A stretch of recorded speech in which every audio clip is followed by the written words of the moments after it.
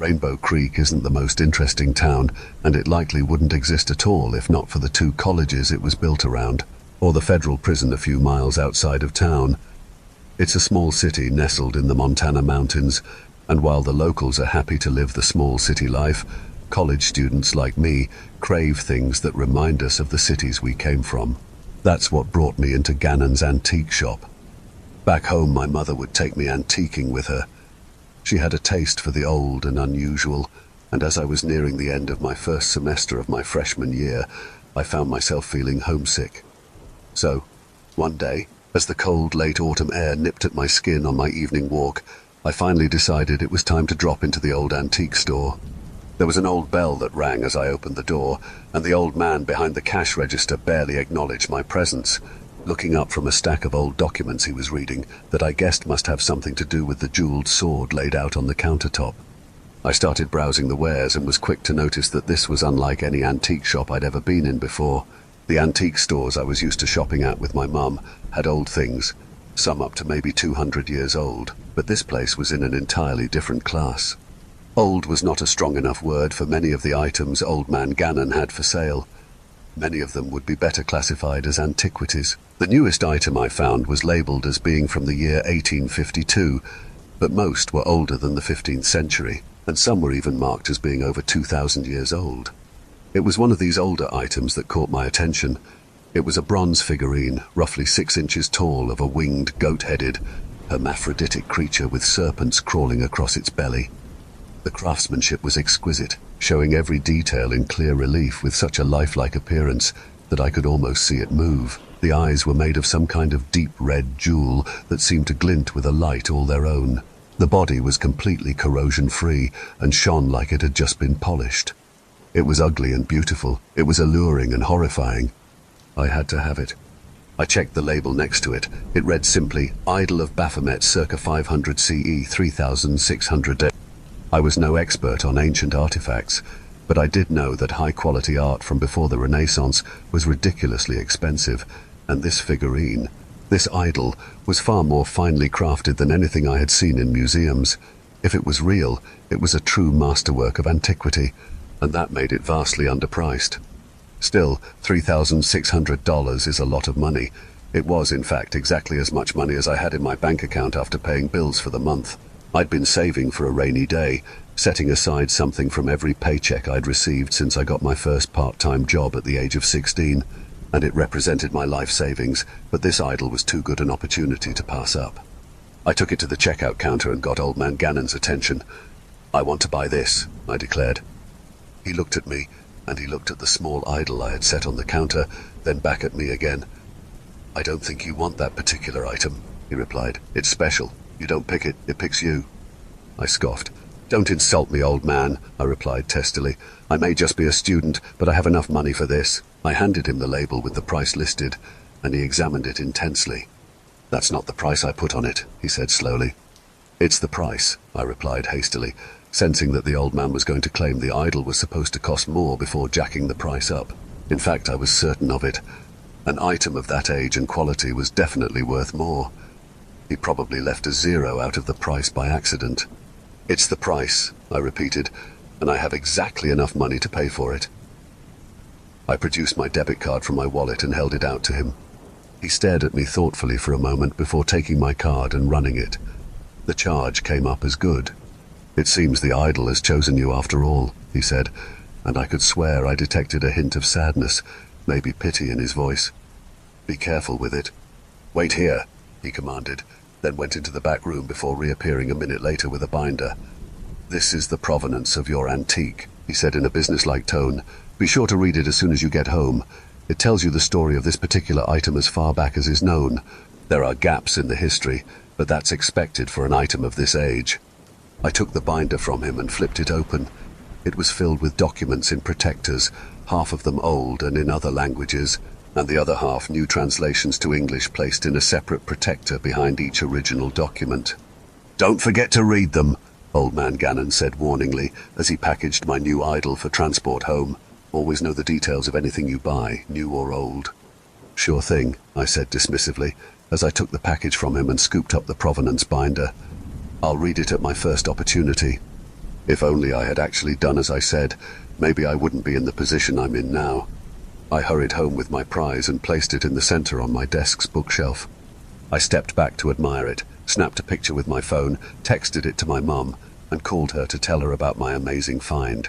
We spoke for a little more than an hour, a lot of our conversation being speculation about the true value of such an artifact, wrapping up with a promise that we would take it to an appraiser when I came home for the summer.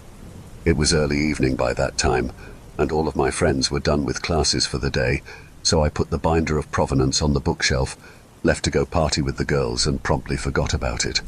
I got home late and exhausted, so tired that I fell into bed fully clothed, and I swear I was asleep before I even hit the mattress. I had vividly troubled dreams, visions of damned souls screaming in eternal torment in hell, images of violence and bloodshed among the living, lies, pain and betrayal were all around. Behind it all, ever in the background, was a winged, goat-headed figure with glowing red eyes and an evil smile splayed across its caprine lips.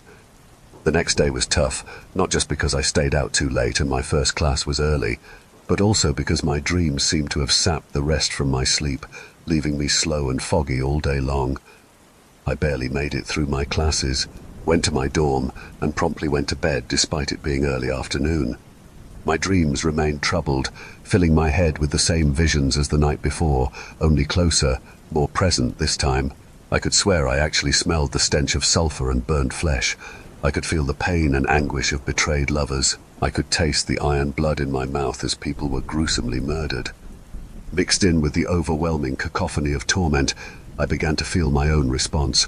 Horror and revulsion gripped my heart, and I felt like I was suffocating, barely able to breathe as I choked on the smoke of billions of damned souls. I felt physical pain, and my mind screamed to wake up, but I could not. I was trapped in the hell world of my dreams, and there was no escape. I was bound to sleep, forced to suffer along with the many, many tortured souls that filled my every sensation. It felt like a lifetime that night, and when I woke up to my alarm blaring next to my head, it was with a great gasp for air, trembling, and a racing heart that took many minutes to slow down as I went from gasping to hyperventilating as the panic overwhelmed me. It was only when I was able to convince myself that it had all been a dream, a horrible, horrible dream, and the waking world was safe that I finally was able to slow down my breathing and eventually get myself under control. I looked over to my desk and set my eyes upon the idol of Baphomet, sitting in a place of honor where it was easily visible. Seeing it, I was reminded of how the demonic figure in my dreams had taken on the form of my new relic, and I wondered for a moment if the two were somehow connected. I walked over and picked it up, examining it closely from all angles. It was so lifelike, and the gem eyes were so lustrous that they seemed to glow much like the eyes of the dream demon. "How peculiar," I muttered quietly. "Why are you showing up in my nightmares? You're beautiful." I stared into the luminous gemstone eyes of the idol as I spoke, and it felt as though they were staring back at me until I finally set it down in its place of honor and left to attend my first class of the day. My friend Geraldine could see that I was out of sorts during our first class and caught up to me when it was over. "What's going on?" she inquired. "You look like something's eating you." "You have no idea," I replied exasperatedly. "Then give me the idea," she quipped. Her manner may have been on the sassy side, but I knew she was sincere. "I've been having nightmares the last couple of nights," I told her. "Real bad ones, and they feel more like I'm actually there than like I'm dreaming." I trailed off at the end, then continued. "But that's ridiculous, right? They're just dreams. I don't really feel, smell, and taste anything in them any more than I see and hear in a normal dream. At least, I don't think so." Geraldine looked thoughtful, her thin, arched eyebrows pinched in concern. "I don't think so," she replied. "But then I've never heard of people dreaming in all 5 senses before. Maybe we should head over to the library and check out a book on dreams." I shook my head. "No, you can go if you want to, but I have enough dream stuff on my mind without researching brain patterns or mythology." Geraldine cocked her head to the side. "Fine," she said. "Then how about we blow off some steam by skipping class and day drinking in your dorm room? I'll even bring a dime bag to share. Your roommate dropped out. Nobody's going to bother us while we have our own little party." "I have to admit that sounds like fun," I replied with a smile, "and I could definitely use something to clear these thoughts out of my head." "Great," she chirped happily. You head home, and I'll meet you there in an hour with everything." Geraldine was true to her word, and she showed an hour later, almost to the minute, with a backpack full of beer, a flask of whiskey, and a baggie of weed and rolling papers. We launched right into our private party, leading off with a couple of Boilermakers before lighting a couple of joints. Underage drinking and drug use be damned. I felt happy and free for the first time since the nightmares began. We chatted like we always do, about anything and everything, everything that is, except my nightmares, and the distraction proved good for me. Having those dark thoughts pushed aside for a little bit of chemically enhanced normalcy was exactly the medicine I needed. After our 5th game of Uno, Geraldine happened to look at my desk and noticed the idol for the first time. "What's that?" she inquired, curiosity taking over. I walked over, picked it up, brought it to the table, and set it down in between us. "This is an antique idol of Baphomet from the 6th century, I informed her. "I picked it up at Gannon's a couple of days ago, and I'm pretty sure I got it for way less than what it's worth." Geraldine was fixated on the small idol. "May I pick it up and take a closer look?" she asked. "I've never seen anything like it." "Go right ahead," I replied with a wave of my hand. "Just don't drop it. I'm taking my mum out to get it appraised with me this summer. If it's worth bank, I'm selling it, and I want to get top dollar."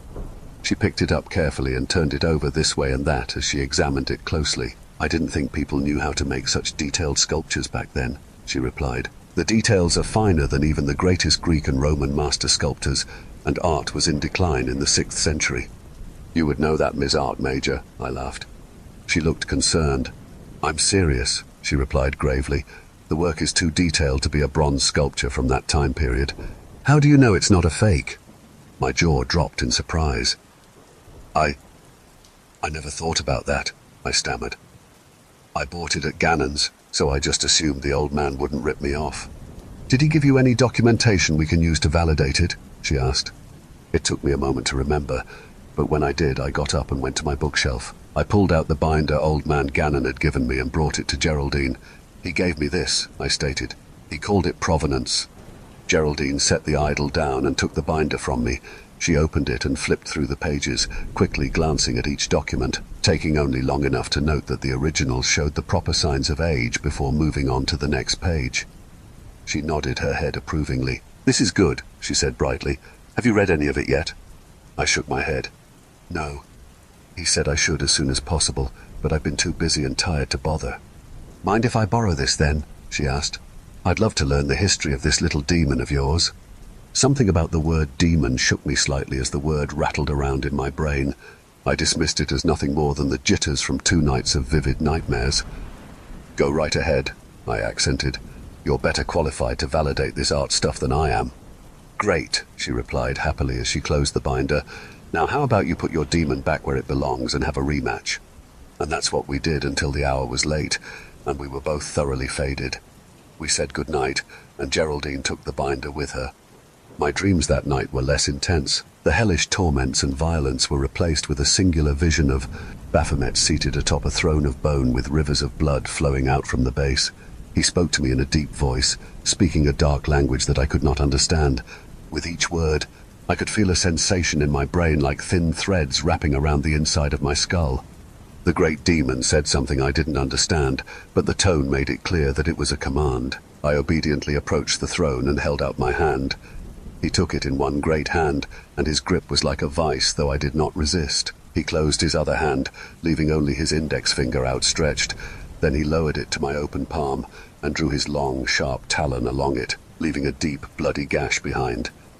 I felt the sting as his claw pierced my skin, and the slicing burn as he cut my palm open, but I did not scream. He let go of my hand and stretched his arms and wings out wide as he stared so deep into my eyes that I could swear he saw my very soul. Under some compulsion, I raised my cut and bleeding hand and pressed it against his bare chest, directly between the breasts, right over his heart. Something surged through my body, and it was both exquisitely delightful and exquisitely agonizing at the same time. It branched like lightning through every organ and limb and sat in my brain like fire. Then I woke up, my alarm blaring, telling me it was time to get up and get ready for class. I turned it off, sat up, and that's when I noticed the severe throbbing pain in my right hand. I looked at it and screamed in horror. My hand was cut across the palm, blood oozing slowly through a fresh, partially cauterized wound, just like it was in my dream. The amount of panic I experienced at this is beyond my ability to describe. I screamed, and I kept screaming until people began pounding on my door. If I hadn't stopped and answered it, they would have battered it down to rescue me from whatever had me screaming so loud and long. Several people offered to escort me to the doctor when I showed them my garish wound, but I refused. They would have asked questions, and my answers would have made me look crazy. Who would believe that I merely went to bed, dreamed about a demon cutting my palm, and woke up to a slashed hand in real life? They would think I was either crazy or having a mental breakdown. I lied and told them it was an accident, that I was only screaming in pain, and that I would go to the doctor. None of it was true. I called Geraldine and she didn't answer her phone. I called again and again and again to no avail. I went to her dorm, and her roommate didn't know where she was. She didn't come to class. I was fully freaking out by the time I returned to my dorm, and was fully relieved to see Geraldine waiting at my door with the binder of Provenance and a dusty old book that looked like no had read it in years. She didn't wait for me to acknowledge her. "We need to talk in private now," she insisted, dispensing with all of our usual pleasantries. "Okay," I said dumbly, taken aback by her alien demeanor. I unlocked my dorm and we both entered. No sooner was the door closed than Geraldine began to speak rapidly. "We have a problem," she blurted. "A big, giant, humongous, gigantic problem." She hurried to the table without waiting for a response and put the binder and the book down on it. "Sit," she insisted. "Wait," I replied. "Whatever it is, I think we need a drink." She nodded in agreement, and I retrieved a couple of beers from the fridge, cracked them open, set them down on the table, and took my seat. Geraldine responded by picking up her beer and chugging it faster than I had ever seen her do before. She looked like she thought it might be the last beer she ever drank and didn't want to waste a moment downing it. She slammed the empty can down on the table, belched, and tapped the binder with her free hand as she wiped her mouth on her sleeve. "I couldn't sleep last night, so I read this," she began hastily. Catching herself, she slowed down. "I couldn't sleep because I was having the same crazy nightmares you told me you've been having, and I woke up having a panic attack after just an hour of sleep. So I decided to read the documents your little statue came with." "Idol," I corrected. "It's an idol." "I know that," she growled testily. "Stop being pedantic and listen to me. If these documents are telling the truth, we have a big problem, and we have to find a way to fix it." I took a big drink of my beer. "I think you're right," I sighed. "I had a different dream last night, but when I woke up I had this." I showed her my right hand, and her eyes grew wide at the sight of the gash across my palm. "Oh, no," she said slowly. "No, no, no, no, no, no." She grew more frantic with every no. "It's really happening, God help us. It's really happening." "What's happening?" I asked seriously. She looked into my eyes with a fixed, panicked stare. "Baphomet, the real Baphomet, is coming for us." I shook my head in disbelief and took another swig of beer to calm my nerves. What she said was unbelievable, but she obviously believed it, and it was enough to make me question my own firm belief that nothing supernatural is real. "That's impossible," I replied without conviction. "And even if he were coming for me, why would he come for you?" Geraldine opened the binder to spot she had bookmarked and tapped the page repeatedly with her finger. "It says here that the idol finds those whom Baphomet has chosen to be his servants. It says that he comes to them in their dreams, and after tormenting them with visions of their future, he binds them to him in an eternal blood oath." "No, wait," I said hesitantly, my lack of conviction apparent in every syllable and pause. "If that were true, there would be records, a lot of them." Geraldine turned her hands to point down at the binder. "There are," she insisted. "Right here, over 100 of them. They are personal accounts and eyewitness accounts of the people who once owned your idol, and what it did to them and those around them. It's dangerous." Old Man Gannon's words echoed in my memory. "Be sure to read it as soon as you get home," I murmured. "What?" Geraldine asked, not quite hearing me. "Old Man Gannon told me to make sure to read the binder as soon as I got home," I replied. "I didn't, and you're starting to make me think I should have." She turned the pages back to the first one, then flipped to the English translation. "Read this," she commanded, sliding the binder over to me. "Beware the idol of Baphomet," I read aloud. "This graven image is no mere trinket. It is empowered by the demon lord himself, and failure to perform the proper rituals will result in your doom." I looked up at my friend. This is serious? I asked, already knowing the answer, but wishing for a different one. She nodded gravely.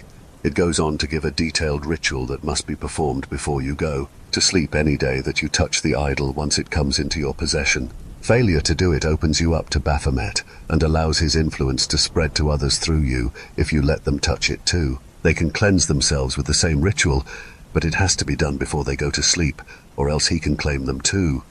Then let's do the ritual, I blurted. Let's do it now and get it over with and never touch that accursed thing again. Geraldine shook her head with tears welling up in her eyes. It doesn't work that way, she said sadly. Once he's in you, he's there to stay. This binder is filled with people's failed attempts to regain their freedom once they let Baphomet in, and nothing worked. No exorcism, no ritual, no holy trinket. Nothing released them from the demon's grasp. I felt a crushing weight inside my chest as her words sunk in.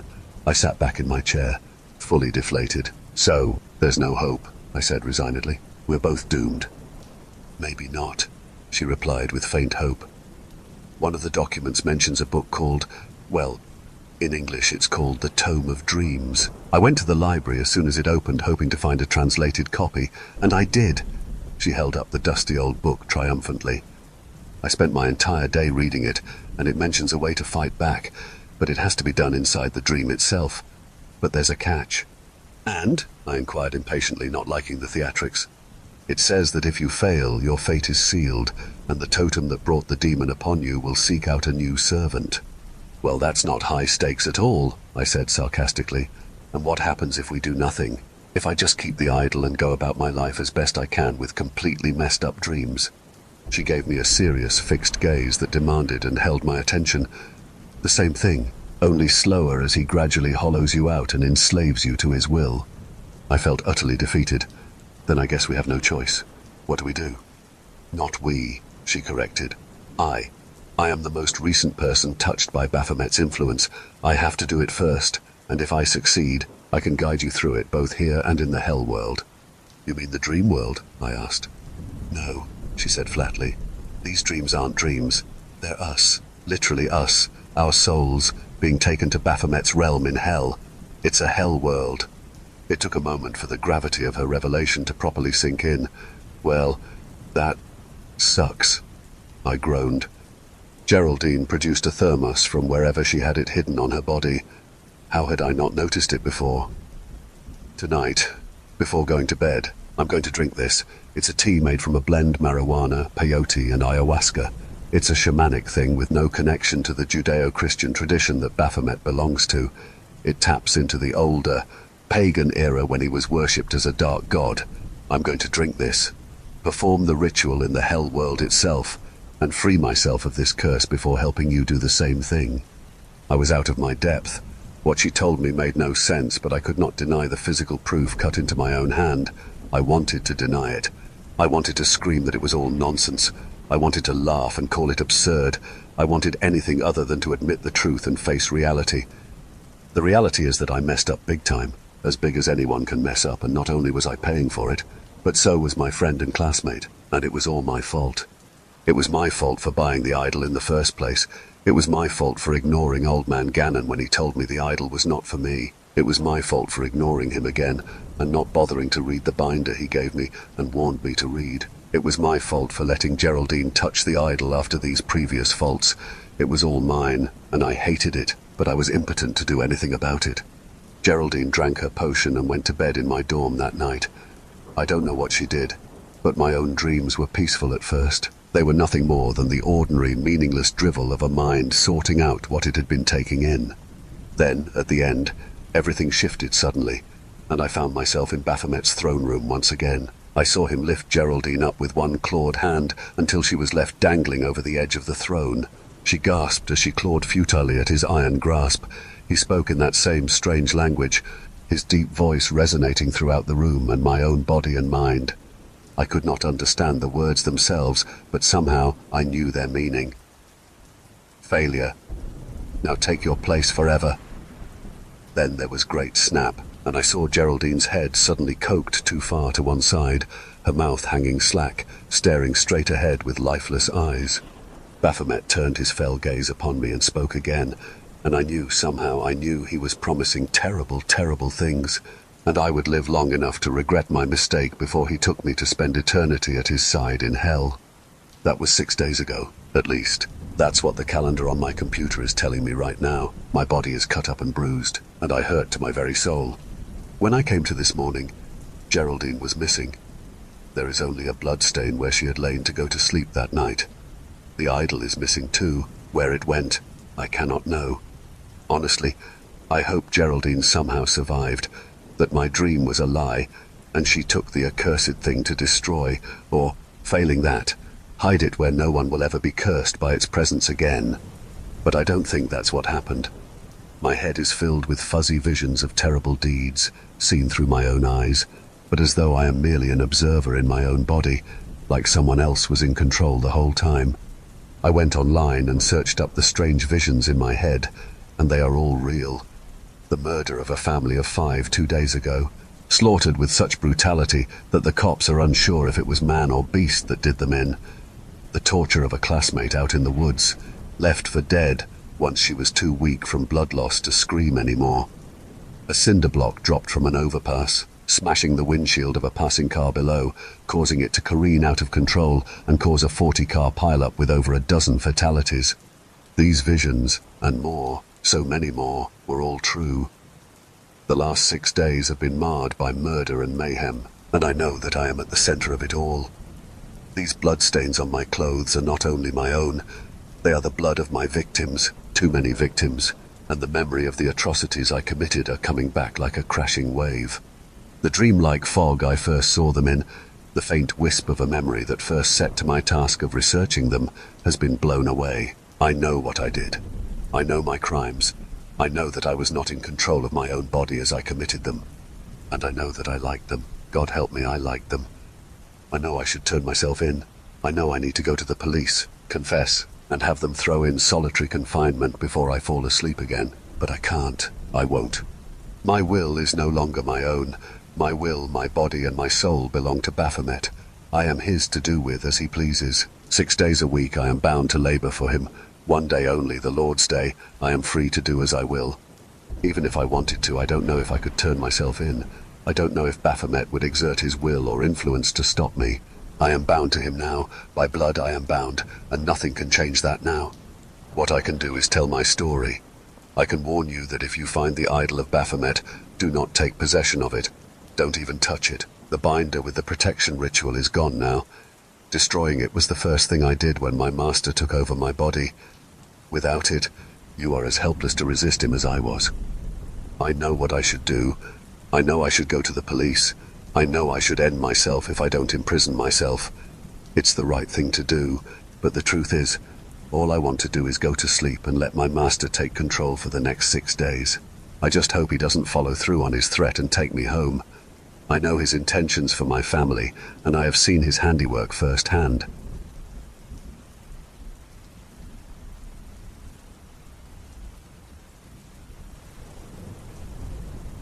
The first time I heard it, I was just practicing, just doing my usual thing, hand up, hand down, keeping my movements soft, careful, letting the sound drift out like silk. The theremin's tone is so fragile, like a breath that could stop at any moment if you're not gentle with it. That's what I loved about it, I think. It was just me and the air, and the tiny vibrations between us. No one to see, no one to judge. I was alone in my practice spot, this clearing out in the trees. It was quiet, with sunlight slipping through the branches, turning the dust into tiny golden stars. The first notes floated up high and thin, and I started to feel that warmth inside, the one that made me feel like maybe I was safe, even here in these woods, even with all the other campers wandering around. But then, no, this sounds ridiculous, I'd say. Then I thought I heard something. Just a whisper, faint and shivering, almost like it was hiding behind the music. I lowered my hand, the note slipping away, and listened. Nothing but the wind stirring through the pines, and yet I felt something. Not so much watching as listening. I took a deep breath, told myself to shake it off. Still, I kept glancing over my shoulder the whole way back to camp. That night I lay awake, staring at the ceiling, my nerves buzzing. I couldn't stop thinking about the whisper, replaying it in my mind even though it was just a sound, barely even there. I'd convinced myself it was all in my head until Sam leaned over her bunk and asked, "You heard it, didn't you?" I turned, and she was looking at me with this weird little smile, like she knew exactly what I'd been thinking about. "Heard what?" I mumbled. "The Weaver." Her voice was just a whisper. "Everyone knows about it. The Weaver's a thing that lives in the forest. A kind of creature, or maybe a spirit, no one knows for sure. It's supposed to prey on people like us, on musicians, especially musicians with, well, you know, secrets." She didn't know about my secrets, of course, but I felt a chill slip over me anyway. What does it do?" She leaned in closer, her eyes wide. "It can take on any shape, any form, anything you're afraid of. And if it finds you, if it latches onto you, it starts to play you. Your fears, your thoughts, your music. It turns it all into its song, and you can't do anything but listen as it twists you into whatever it wants." She sat back, smirking, like it was just another campfire story. But I didn't sleep that night. The idea of something that could twist my music, make it into something I'd never choose, something that wasn't me, I hated it. And worse, I couldn't help feeling like Sam had been right, like the Weaver had already noticed me, like it had already begun. The next day, everything felt wrong. The sunlight was too bright, the forest too still. My theremin, normally my only source of comfort, felt heavy in my hands, and my music didn't sound like mine anymore. Each note came out different than I wanted, the sounds drifting into strange, unsettling tones, like they were being stretched and pulled by something invisible. And the whispers, they were back too, sliding between the notes, too faint for anyone else to hear. I told myself it was just nerves, just my stupid imagination. But then I heard it. My name. Amelia. My blood ran cold. The voice was soft, distant, like it had been carried on the wind, but I knew it was real. I knew it was calling me. That night, I lay in bed, too scared to close my eyes. But the whispers came anyway, slipping into my thoughts like they'd waited for me. And then, faintly, I heard my theremin. A single note, low and eerie, drifting through the cabin like a dark lullaby. My heart pounded, and I squeezed my eyes shut, but the music grew louder, twisting itself into something awful, something wrong. It was my music, but it wasn't. The notes coiled and warped, bending into a melody I'd never played. A horrible, hollow feeling washed over me, as though the Weaver was reaching inside, taking my hands, making me play its song. I tried to move, to scream, but my body wouldn't obey. It was as if I'd become an instrument myself. The Weaver's instrument. And as the music wrapped around me, filling me with dread, I felt myself slipping, like I was being pulled into the sound, becoming part of it, disappearing into its song. I thought maybe it was just me. The whispers, the eerie twists in my music, that creeping feeling of something watching. But by the third day, it was clear I wasn't the only one. Strange things were happening all around camp, things no one could explain. First, there was Ethan, the cellist, normally so calm and unflappable. He'd been fine that morning, practicing in the open field by the lake. But when he came back to the cabin after lunch, he looked pale, his hands shaking as he set down his cello. He tried to play through it, but his fingers stumbled, scratching out sour notes, as if something in his music had gone wrong. Later, I heard him mumbling to himself in the cabin, words I couldn't make out, like he was arguing with someone who wasn't there. Then, one of the flute players, Sarah, had a breakdown during a rehearsal. She'd played fine, beautifully even, but suddenly she just stopped, her eyes wide and unfocused, clutching her flute like it was the only thing keeping her safe. She claimed she'd seen someone in the woods watching her, someone that looked exactly like her, only with hollow, empty eyes. By the time the counselors reached her, she was sobbing, completely inconsolable.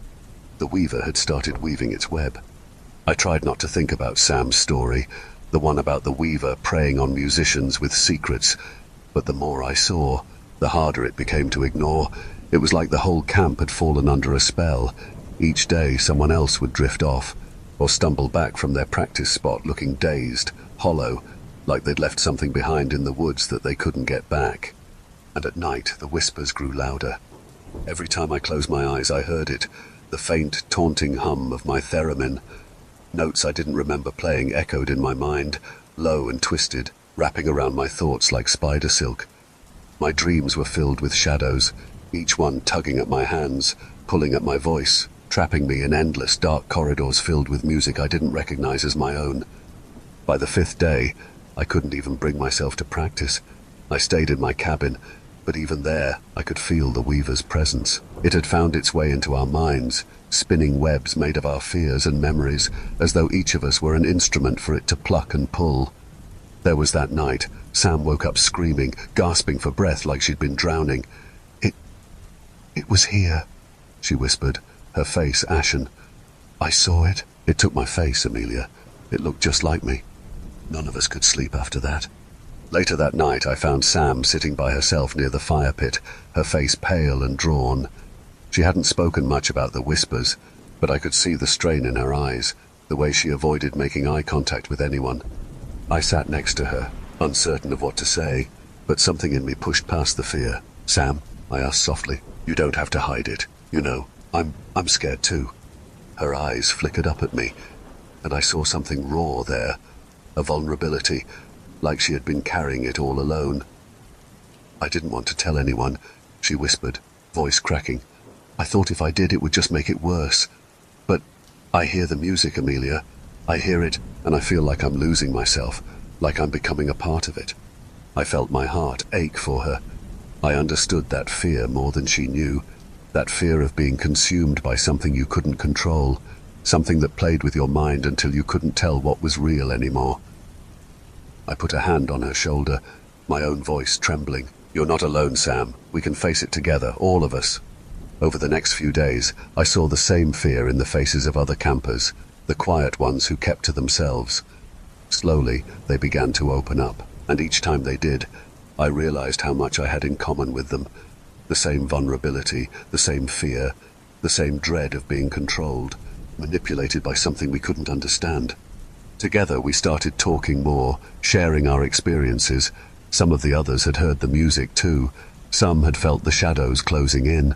One girl, Eliza, spoke about the feeling of being watched while playing her flute, and how every note felt like it was being pulled out of her, twisted in the air before it could reach its proper pitch.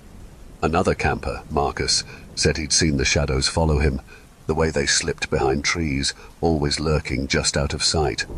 I listened. I absorbed. And for the first time since arriving, I felt a flicker of strength deep inside me. These were my people. We weren't alone in this. There was something in the way they shared their fears that made them all seem less like victims and more like fighters, and I knew that I had to do everything in my power to help them fight back against the Weaver. When I finally spoke, my voice was steadier than I'd expected. The Weaver, it's controlling us, manipulating us, but it only has power because we're afraid. We have to face it together. We can't let it win.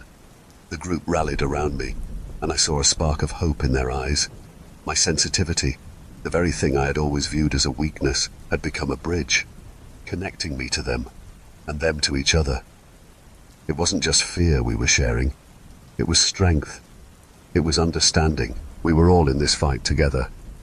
Then that moment sort of leaked away, and the reality of our daily nightmare rolled in. Where I'd felt strong and supported, I suddenly felt alone and weak. Maybe this was just because I felt like I was reliving the helpless silence that I had suffered through when I was younger, my secret. Or maybe it was the Weaver exploiting those feelings of helplessness. It felt like some kind of trap either way. We were trapped, like flies caught in a web, held by invisible threads that tugged at us in the dead of night. The Weaver didn't just watch us. It played us, each of us caught in its dark, twisted melody. And the more it pulled, the emptier we felt, as though something inside us was slipping away, being stolen note by note. At one point, I actually tried to tell myself I was imagining it, that it was just a story, but deep down, I knew the truth. The Weaver was no myth. It was real. And it was here, lurking in the shadows, taking pieces of each of us until there would be nothing left but silence. I was shaking when I walked into the big counselor's office. Everything in me wanted to turn back, to go back to the cabin and pretend that none of this was happening. But the silence, the way nobody would talk to the adults about the strange things happening around camp, reminded me too much of before, of the times things had happened and everyone had just kept quiet about it. The counsellor looked up, a little surprised to see me. "Amelia? What's going on?" Her voice was calm, but I saw her eyes narrow a bit as I started to explain. "It's just that—" I hesitated, forcing myself to keep talking. "I keep hearing weird music, not mine. It comes from somewhere else, and there are shadows that move when no one's there. I feel like something's watching us."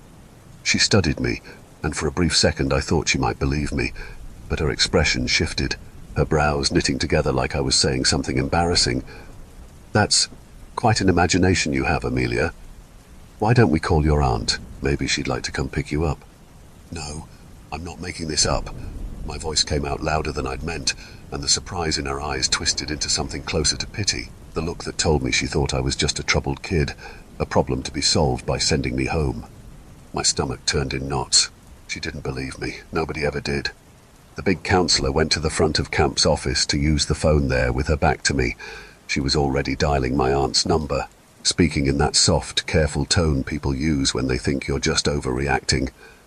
I could practically feel the walls closing in around me, the way they had before, the same way they did whenever people refused to see what was right in front of them. "It's going to be okay, Amelia. This happens to a lot of new campers. It's her option to come get you if you're having a problem." Desperation clawed up my spine, and as her voice droned on into the phone, my eyes wandered to the bookshelf. That's when I saw it. A small, leather-bound journal with Camp Black Hollow 1963 written on the cover. Something about it made my heart skip. Sam had mentioned a journal she'd seen once in the counsellor's office, one that held old, forgotten stories about the camp. Stories she'd overheard the counsellor say shouldn't be read by impressionable kids. Before I could second-guess myself, I slid over to the shelf, slipped the journal out, and tucked it under my sweater. I took a deep breath, steeling myself, and in one quick movement, I climbed out the open window and darted away from the office, my heart racing as I ran back to my cabin. Inside, the world felt quiet again, but I couldn't shake the pounding in my chest. I held the journal close, feeling its rough edges press into my hands. I could just leave. I could run from this, let my aunt come and pick me up, leave the other campers to whatever this was. But I knew what happened when I ignored the things that frightened me. I knew how silence and ignorance could allow an atrocity continue. I couldn't leave Sam and the others alone with whatever was out there, not if I could do something, anything to stop it. Hands trembling, I opened the journal. The pages were filled with spidery, slanted handwriting. My breath caught as I read the first few entries, which described strange dreams and music that echoed in the dark, voices that whispered in the trees. The final pages were even more frantic, describing a creature called the Weaver, a thing that preyed on musicians, wrapping its threads around their minds until they became something twisted, something broken. August 10th. There's a talisman in the woods, hidden at the edge of the lake. They say it can repel the Weaver and seal its portal. I don't know if I can find it, but I have to try. I can't let it take any more of us. I felt a chill run down my spine as I closed the journal, gripping it tightly. I didn't know if I could find this talisman, or if it was even real, but I knew one thing: I couldn't just run away. I had to try. Tomorrow at dawn, I'd go to the lake. I woke with a start, shivering in the cold. The cabin was still dark, and the air felt heavy, like the night was clinging to the walls, refusing to let go. I couldn't remember when I had fallen asleep, only that I hadn't slept well. Not really. My head was a mess. Thoughts and whispers all tangled together, so much uncertainty. The terror of what I had seen, what I had almost become, it still clung to me like a fog. I was shivering, but I wasn't sure if it was from the cold or something deeper, something wrong inside me. The faint light of dawn had barely broken through the windows, casting pale, fragmented patterns across the floor. I felt disconnected from myself, as if I were watching my own hands move as I dressed, each motion slow and deliberate, as if I could stop time if I willed it. The chill outside seemed to creep into my bones as I stepped out of the cabin, the cold air biting at my skin. The ground was damp from the night, but I barely felt the earth beneath me as I walked, my mind too focused on what I needed to do. I had to find the talisman. But as I stepped into the clearing, something felt off, like I wasn't entirely there. My body moved as if it had a mind of its own, and I was only an observer. Was I really awake? Was this real? Or was I watching myself as I had watched myself fall into this nightmare? I couldn't tell anymore. The camp around me was still mostly silent. The cabins were dark, the campers still asleep, unaware of what had happened the night before. Or maybe they did, but they couldn't bring themselves to speak of it. The darkness that hung over the camp like a cloud seemed to block out the early morning light, the patches of midnight lingering like black cobwebs in the corners of my mind. The air was thick with something I couldn't explain, and it made my stomach churn. I couldn't stop. I had to keep going. I pushed through the forest, each step slower than the last, until I reached the edge of the lake. The journal had said something about the talisman being near here, but how could I find it? What was I even looking for? A stone? A charm? The description was maddeningly vague. The earth felt cold beneath my feet, and the trees loomed over me like silent witnesses to the horrors I couldn't escape. The silence was suffocating. The only sound was the rustling of leaves in the breeze, and my breath, ragged, shallow, as I tried to make sense of everything. But there was no sense. I was grasping at shadows, and then I felt it. The air grew thick, pressing against my skin, my chest tightening, a whisper, faint but unmistakable, like a breath in the dark. "Amelia?" I froze. The whisper was inside my head, too close to my ear, like it was coming from behind me. My heart began to pound as I turned, my eyes straining to find the source, but the forest was still, eerily so. No movement, no shape, no sound, except for the one that crept into my thoughts, slithering, growing louder. "Amelia." The voice was colder now, more insistent, as though it had been waiting for me to hear it. I could feel it, the weaver. It was watching me, waiting. The very air seemed to twist around me, bending to its will. The shadows stretched out, shifting, pooling into shapes I couldn't quite understand. I wanted to scream, but the words caught in my throat. My body was frozen, each movement sluggish, like the very forest was holding me in place. And then I heard my aunt's voice, louder this time, sharp and real. "Amelia!" I snapped my head to the side, blinking, confused. She was there, standing just outside the clearing, her figure framed by the dim, early light. She was real. She was here. "Amelia, come here, now!" Her voice was cutting through the fog of terror, pulling me back. Without thinking, I turned and ran toward her, the fear still hot on my heels. But her voice was my anchor, pulling me away from the nightmare. The ground seemed to push against me as I ran, as if the earth itself was reluctant to let me go. The dark trees whispered, reaching for me, but I couldn't stop. I couldn't look back. I stumbled into my aunt's arms, and she wrapped them around me so tightly I could hardly breathe. But it didn't matter. I needed her. I needed her warmth. Her presence was the only thing that felt real anymore. "Shh, it's okay. You're safe now," she murmured, her voice steady, grounded. She didn't ask me anything. She didn't need to. I couldn't look at the camp again, couldn't bear to think about it. The weaver was still there, still waiting for me to return, to fall into its grip again. I let my aunt guide me away from the woods, away from the camp. The first light of dawn was creeping through the trees, but it didn't feel like morning.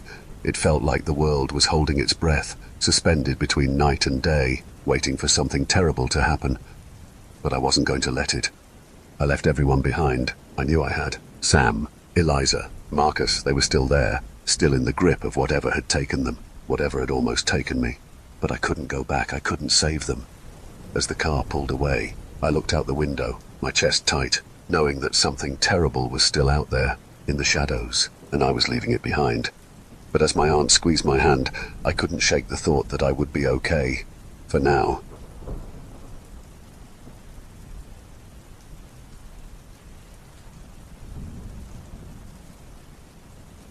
"Are you sure you want to do this, Landon? You hate camping."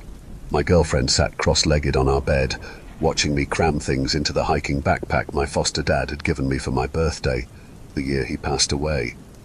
The plan had been for us to spend one weekend every summer hiking through the mountains together. I wanted to get more fit, and we both wanted to spend more time with each other. So in March of that year, he gave me this great backpack for my 22nd birthday, and then he went and died in June, 3 weeks before our first trip. To be honest, I had been so mad at him for going and dying on me that I had thrown the backpack in my closet and forgotten about it until now. I had never been crazy about camping. I'd only wanted to spend time with Hank. I looked back at her and said, "Yeah, I'm sure. And it's not really camping, more like..." She smirked. "A rescue mission." I chuckled, but there was a deep pit in the bottom of my stomach as I said, "Yeah, more like a rescue mission, I guess." My best friend Patrick had gone on a solo backpacking trip a few weeks prior. He started in Grand Teton and was supposed to be back by now. He'd been using his emergency sat-nav device to send me the occasional message, and as time had progressed, his messages were only getting weirder, harder to understand. I got my last ping for his location a few days ago, then he fell off the map. So I and a few other people were heading out to look for him. We were all going to start within a few miles of his last location and hike through the area to see if we could find him or any trace of him. The next morning, before the sun even had a chance to rise, I piled into my friend Max's Jeep. Tyler and Cody were already there, and he drove us out to the middle of nowhere. The four of us were quiet as we sipped gross instant coffee out of a thermos and listened to the early morning talk show hosts on the radio as they discussed some video that was trending. When we got to the parking spot below the first hiking trail, we all got out, collected our things, and made sure the sat-nav devices Cody had ordered online were all working. They were, and he explained that in order to message each other, we would have to keep our phones on, charged, and connected to the device via Bluetooth. We had all brought small, solar-powered battery packs, so we didn't expect to run into trouble there. He also told us, very begrudgingly, that he had bought the monthly subscription so we could send as many messages as we needed to. We all thanked Cody, then split off in 4 separate directions and started hiking. My girlfriend, Harissa, had been pretty upset when I told her we were going to split up to look for Patrick, but we all felt like it would be the best way to cover as much ground as possible. The Park Service had told us they would send people out to look for Patrick only after his family filed a missing persons report. Patrick's mum was too busy trying to score meth to make that happen, so we decided to take matters into our own hands. The first morning was beautiful, and I told myself that I was stopping every hour to admire the scenery, not to catch my breath. By mid-afternoon I felt like I had found my stride, and I was starting to enjoy myself. I felt a little weird, like I didn't really know what I was doing, but I kept telling myself that I was doing the right thing in coming out here. Cody, Tyler, Max and I kept in touch as best we could without wearing down our batteries, letting each other know how far we had made it, and that none of us had found any signs of Patrick yet. I made the mistake of pushing myself to keep walking even as the shadows grew longer, and I wound up having to set up camp in the dark. I was frustrated and kept making small mistakes trying to put my little one-person tent up. I gave up and decided to look for firewood instead, promising myself I would plan my day better tomorrow so I would have time to set up my tent. I built my fire, cooked my dinner, then made the comfiest sleeping spot I could and curled up on my sleeping bag. I lay there, staring up at the stars through the tree branches until exhaustion overtook me. I hadn't realized I'd fallen asleep until I woke up in the middle of the night needing to pee. I rolled over, getting ready to push my stiff body up so I could find somewhere to relieve myself, when I saw a dark shape hovering around the edge of my campsite. It looked like a Halloween decoration at first, as weird as that sounds. There was a vaguely human shape, but it was hunched and slightly more animalistic. I laid on my side, staring at it, until it melted back into the tree line and became just another shadow. I got up then, making sure to go in the opposite direction, and tried to convince myself that it was just a shadow, maybe some kind of animal, some totally normal animal to find in the woods. With that, I managed to convince myself to go back to sleep, and I woke again to the first rays of sunlight poking me in the eye. The first thing I did was check my messages on my sat-nav device. Cody had sent us a message in the middle of the night about how creepy the woods were alone, and Max replied a few minutes before I woke up, saying he had felt like he was being watched all night. I remembered the strange shape I'd seen in the trees and felt a shiver work its way down my spine. It was probably just shared anxiety between the four of us, worrying about our missing friend, but it was still hard to shake the feeling that something was watching us, following us, and we didn't know what. I felt that cold drip of fear on my spine again and did my best to shake it off. The sun was warm and bright, and despite my sore muscles, I was looking forward to the day's hike. I packed my things, ate a protein bar, then sent a message to the group letting them know I was heading out and which direction I was going in. I got 3 messages back from the group with the directions they were going, and a reminder from Cody not to kill our batteries. Zach sent a message back that said, "Shoot, should I stop using the sat-nav to torrent videos then?" Cody didn't send a reply back, but I knew he was rolling his eyes and laughing. I started walking, and despite my fatigue and nerves, I couldn't help but notice how beautiful it was. The pale yellow sunlight filtered through the trees, casting a patchwork of green and yellow onto the rocks and path in front of me. It was actually kind of mesmerizing, and I found myself beginning to understand why Hank and Patrick liked it out here so much. Thinking about my foster dad reminded me I had already lost one person, and it gave me renewed energy to find my best friend. Patrick had been there for me in the years since losing my foster dad, and I knew I couldn't have made it this far without him. An idea occurred to me and I stopped walking, then pulled out my phone and my sat-nav. I pulled up the messages I'd been getting from Patrick and sent a message to his sat-nav number. I knew it was unlikely I would get anything back, but I really felt like I could sense his presence in the forest. I slid my technology back into my pack and kept walking, picking up my pace as I did. We had a lot of ground to cover, and I knew 4 people weren't enough for a search party, but we had to try. I hiked for hours, sometimes going off trail so I could explore an area I thought Patrick would have liked, other times stopping and just calling out his name. Around mid-afternoon I stopped to make a real lunch, rather than just tearing into another protein bar, and allowed myself a peek at my sat-nav. Nothing. I tried to swallow my disappointment along with my flavorless freeze-dried food. I ate and got back on the trail, but doubt had started to creep in. We were probably never going to find Patrick, and I knew that. Grand Teton was huge, wild, and kind of dangerous. If we hadn't heard from him in a few weeks, we were probably never going to hear from again. I found a place to make camp, early enough this time so I could put my tent up, and began to settle in, trying not to plan my best friend's funeral in my head as I did. I made my fire and settled in, wishing I had Netflix to take my mind off things. I woke up again in the middle of the night to the same shadow hovering over my campsite. This time it was holding something that cast a light on its face. The light was dim, like it was holding an old Game Boy, just barely lit up in the darkness, so I couldn't make out the features very well, but I could tell it had an almost human shape. I say almost human because every detail I could make out was just a little wrong. The eyes glinted like an animal, seeming to open and close independently of each other. The mouth seemed to stretch back too far, and the body was hunched and straight in all the wrong places. But for some reason, I didn't feel at all threatened by it. Whatever I was looking at didn't seem to mean me any harm. It stared at me for what seemed like a long time, then it was gone. Once again, I drifted off into a fitful sleep. That night my dreams were stranger than usual. I found myself walking through the woods, trying to find pieces of myself. Every time I would find one piece, an arm, a hand, I would realize I was missing something else. It was like trying to hold water in a sieve. I couldn't seem to keep myself in one piece. When I woke up in the morning, it was with the distinct feeling that I had lost something I would never find again. As I got ready, I found myself checking my pack and pockets over and over, convinced something important was missing. I finally managed to convince myself I had everything I had started out with, and began breaking down my campsite. Before I left, I sent a message out to the group and realized I had received a message in the middle of the night. It was from Patrick. I sat down hard on the ground as I opened it, feeling some strange mix between hope and fear fluttering around inside me. But the message was nonsense.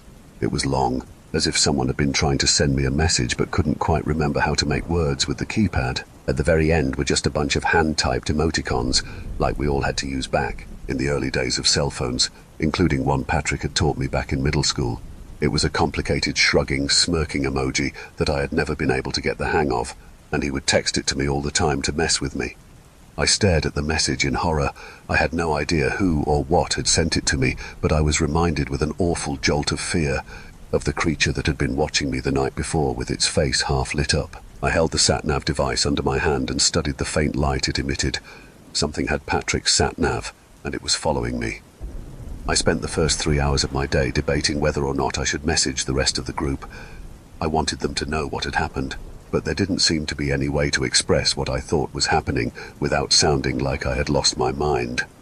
As the day wore on, I started to doubt myself more and more. I must have just dreamed the mystery figure, and maybe the text I got from Patrick was just a jumbled mess of messages he had attempted to send me that had failed to go through. It was a lame explanation even for me, but it was all I had, and I desperately needed something that felt more logical than some creepy shadow figure sending me nonsense messages from my missing best friend's phone. That night I sent a message out to the group that said, "Hey guys, I've got a bad feeling about Pat. I got a weird message from his device today. It seems like maybe an animal got a hold of it or something." Lame reasoning, but the best I could come up with. I didn't want to leave the other guys in the dark about the message in case it meant something, but I also didn't want to tell them I was pretty sure I had gotten the message from a shadow creature that was stalking me. Slowly, over the course of the next hour, replies trickled in. The guys agreed that it was probably hopeless, and time for us to call it quits on our search. After an hour of back and forth, we agreed to give it 2 more nights. If we didn't find any sign of him tomorrow, then we would turn around the next day. I agreed that was fair enough, even though the thought of giving up made me feel sick to my stomach. I made my campsite, sent a message to Patrick letting him know we were still looking for him, then made dinner and went to bed. I had more dreams of wandering through the woods, but this time the forest was like a house of mirrors. I kept running into reflections that seemed to be showing me bizarre creatures instead of myself. Occasionally I would see a glimpse of myself, but wrong, like all my features were there, but in the wrong places. I woke up feeling worse than ever, then realized how late in the day it was. Dark storm clouds had gathered overnight, so instead of waking up to the morning sun I had slept in, I rushed to gather up my things and break down my campsite as I cursed at myself for not using every available minute to search for my friend. I checked my device and saw that the other guys had experienced the same problem and were sharing their concerns about the storm clouds. Cody suggested calling it early, saying he didn't like the look of those clouds, but I insisted we keep going. Looking back, I was so desperate to find Patrick, I guess I was willing to risk our lives to do it. The other guys agreed, and we kept hiking, but as the day wore on, the storm clouds got thicker and darker. By mid-afternoon, a steady rain had begun, and by evening it was pitch dark. I realized, too late now, that we should have turned around that morning. I sent a message to the group saying I was worried about flooding and going to turn around now to see how far back I could make it, and the rest of the group agreed. We were too far up the mountain to feel safe now, but I hoped I could at least make some good progress. Besides, hiking felt safer than sleeping in the downpour. It wasn't long before my sat-nav lit up with a warning about flash flooding, and I remembered that it could contact emergency services. I called and let them know my friends and I were about to be caught in the flood, and they promised to send out a helicopter.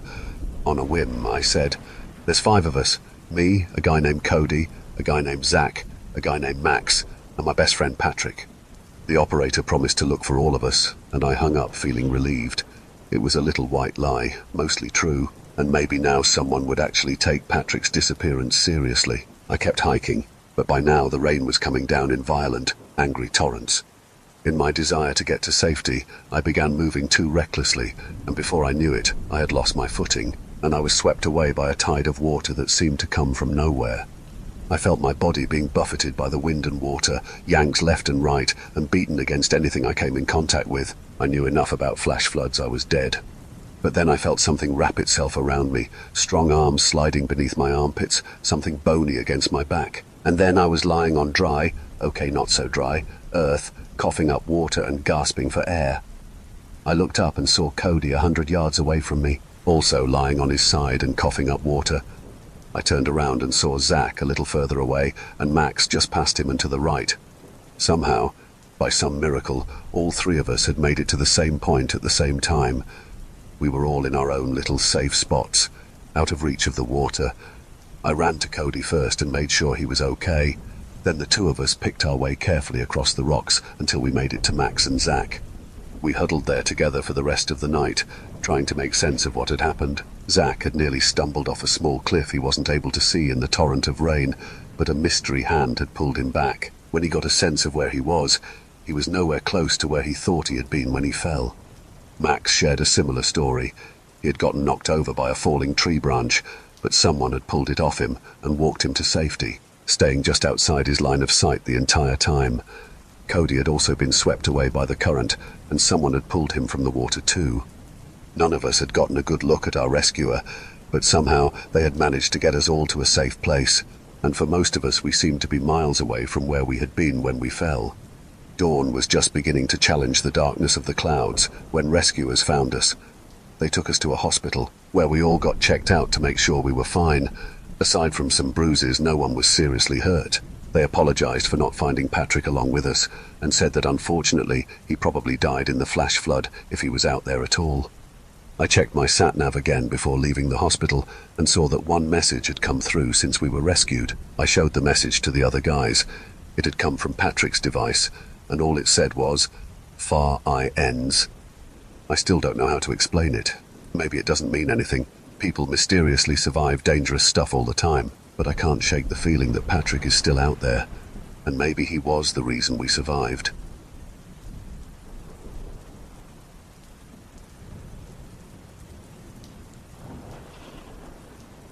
I met Dr. Harper about a year and a half ago. He was recommended to me by my sponsor in AA, who had nothing but good words to say about him. I've never liked therapy. There's something just so forced about letting someone pick your brain, questioning you about how you feel and think when you've already waded through all the possibilities in your mind. I'm not here to dog on therapy. It can be extremely helpful and life-saving for some. For me, it felt grueling, and no matter who I saw or where I was, I couldn't bring myself to fully engage in the process. I think a part of me just so desperately wants to be liked. I'd find myself saying what I thought they wanted to hear, and I'd charade a persona that wouldn't allow them to get too close or understand me too well. It felt too false, too unrealistic, and although that could be entirely my own fault, there wasn't any way for me to act otherwise. I'd deduced that therapy simply wasn't for me, and unless someone literally altered my brain chemistry by cutting and siphoning out neural pathways in my head, it never would be. Dr. Harper was different. He only held sessions in his own home and refused to start unless he'd cooked a meal to share between him and his patients. He'd send a message asking for what you'd want for dinner and then go and cook the meal from scratch, regardless of how complex or difficult the recipe was. My sponsor, Jim, said he'd made him the best kimchi jjigae he'd ever had, second to his mum's, and it really felt like he was sat across from a family friend, all the way back in Korea. Dr. Harper said that food was a way to really break down barriers, allowing people to feel more comfortable in a setting where they'd usually be adverse to sharing issues in. Therapy to him wasn't just about talking things out or feeling listened to. It was about knowing that you were safe, and safer than you'd ever been before. Somehow, food was the perfect key to unlock that. I'd asked for my nonna's, grandmother's, lasagna. My mom wrote a recipe down for me once I'd left home, and I kept it, all crumpled to the point of feeling like fabric more than paper, and sent a picture to him. I didn't expect it to be great. My nonna's recipe was long and grueling and required a ragu to simmer for 2 days straight. Yet when I turned up to Dr. Harper's apartment, the aroma brought me straight back to being a young bambino, kid, again.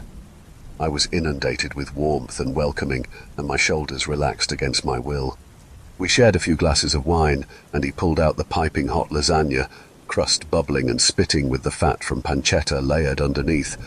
I was salivating at the mouth, and I knew from the moment the first bite was placed on my tongue that this man must have made some deal with my deceased nonna. How he could have replicated her recipe so perfectly was beyond me, but it truly allowed the walls I'd built up to crumble down in the same manner I chewed on those delectable layers of food. He'd asked me why I was here, what I wanted to gain from this experience, so I told him. My dad wasn't a bad man, but he did bad things. A gulp, a swallow, a glug of wine, and a wipe from his chin. How so? An offering of more wine. I shouldn't because I drink. I took it anyway. A pause. He knew my brother was going down the wrong path, and he allowed it to continue, I responded, wiping my chin and giving a coy smile. Which was? He cocks an eyebrow. Dad!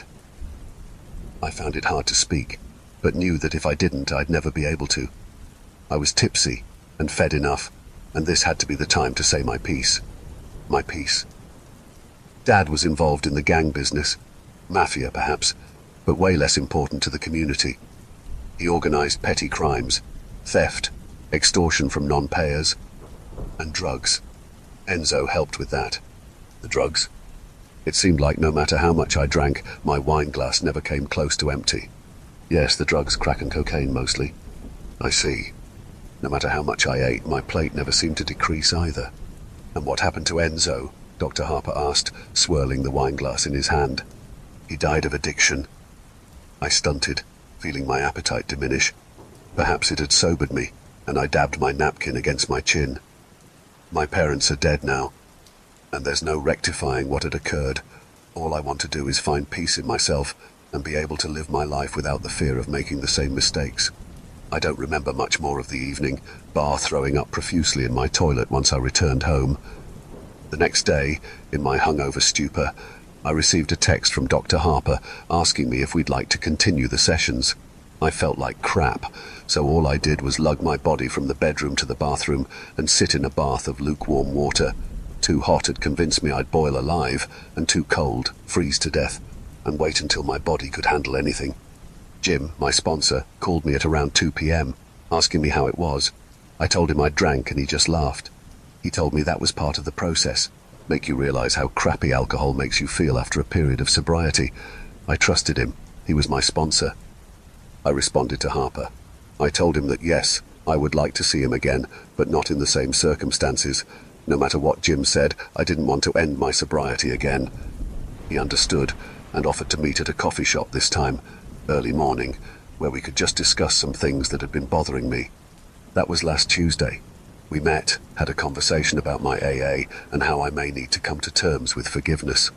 Maybe I've been lying or withholding information, but I don't forgive. For the past 3 years, I've been trying to pin down a dealer by the alias of Stacks, a Latino guy who deals fentanyl in the Manhattan 8th Avenue district. I've tried private investigators and everything, but because of my family's history with gangs, it's hard to discern any credibility.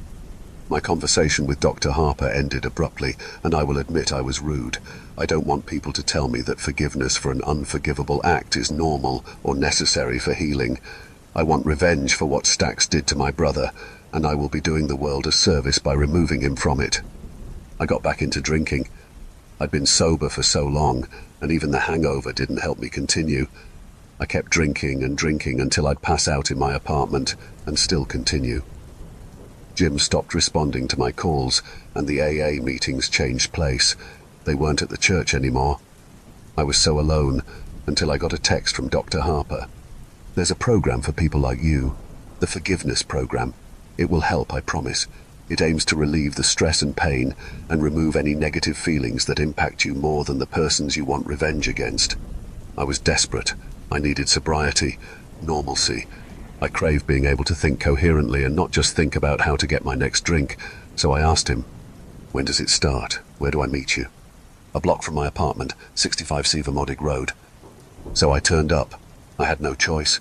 It was either suffer and drink myself to death, or find out what could truly help me. Hindsight is a wonderful thing, and it made me realize how much I'd been comfortable sharing my story with Dr. Harper in the first place, how I'd been able to break down those barriers and actually indulge in therapy properly. He greeted me in full scrubs and asked me to come stand in the waiting room.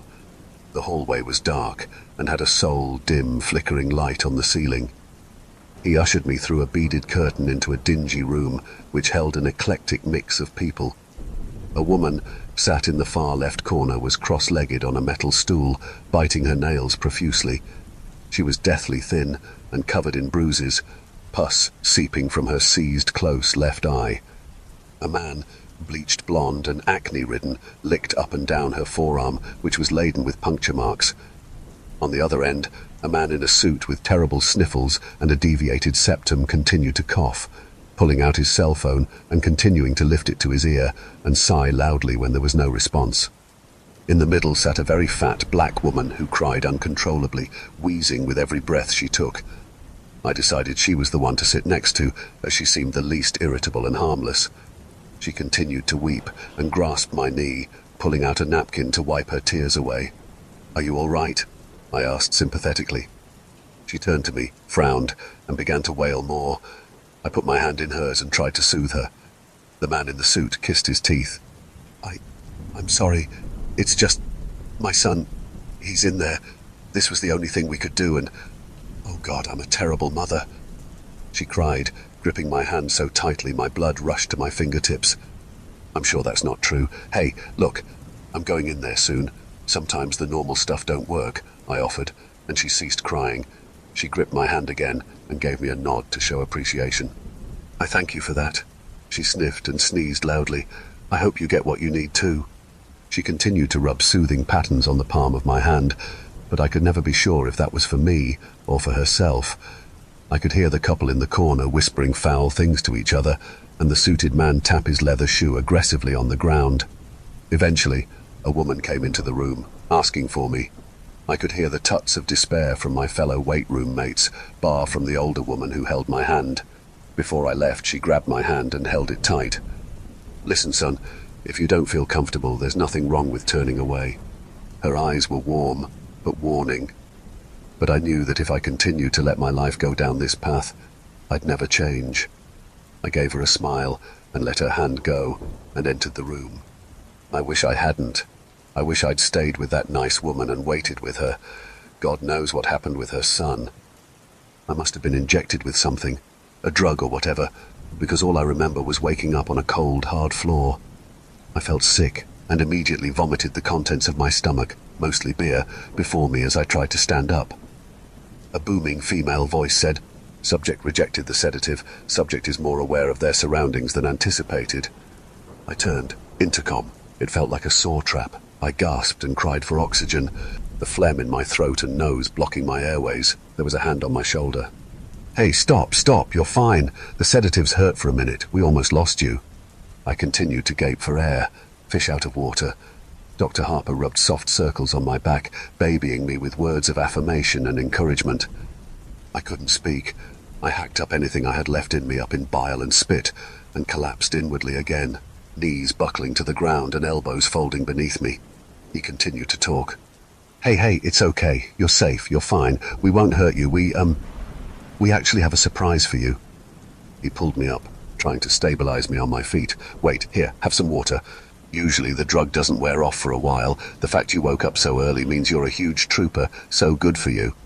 Bottled water. I drank so much I couldn't even fathom living without it. My head was snapped to the side, and I saw a dentist's chair with a cover over it. A paper cover which showed the wetness of tears, snot, and spit seep through facial organs.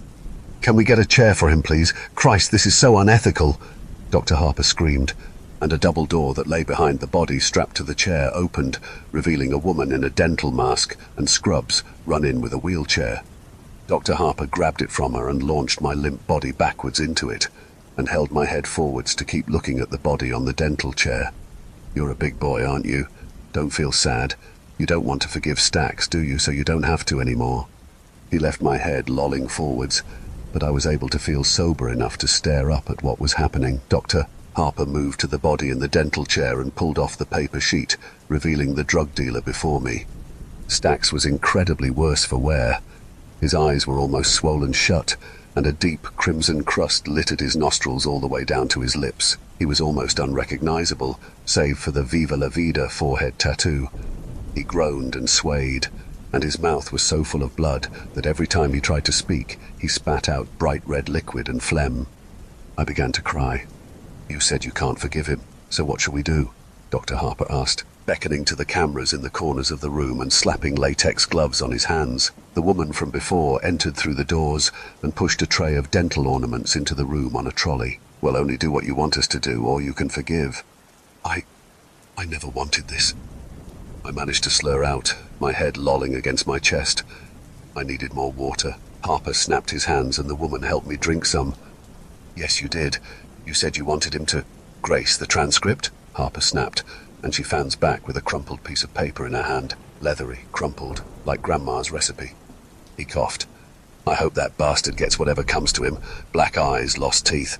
The man made me lose my brother because of some turf war. He purposely befriended him and spiked him. I hope he dies." He looked at me and smirked. "I will never forgive him as long as I live." He coughed again, ushering the woman to move away from the room. "She does. I'm asking you, Mateo, if you want to forgive or forget." He moves to Stacks, who lies on the dental chair. Stacks screams and cries until Harper injects a needle in his neck. He becomes sedated. "He won't feel anything, but you must tell me, do you forgive or do you forget?" I pause. I feel very ill, but I'm not strapped down. I can leave if I want to. I can go. So I test my luck. "May I go to the bathroom before I make my decision? I'd like to be alone." Harper looks at me blankly before nodding. "Yes, that should be fine. Martha will take you." A different woman, old and grey, and different to the one previously, takes me to the bathroom. A disabled toilet downstairs. She let me in, and here I am now, writing this. I managed to pull off the disabled handlebar from the wall and wedge it into the bathroom door handle. I'm so lucky they had a disabled toilet. I have to say there's no way I can get out of this. I tried to look whilst I was escorted in the wheelchair if there were any exits, but there's just rooms for miles with screams emanating from them. There's no way I can go downstairs without them seeing me. The woman who took me has a taser and numerous injectables on her waistband. I just need to think, forget or forgive. I think I'll go for forget. No matter how bad of a state he's in, he killed my brother. I can't in good conscience forgive him.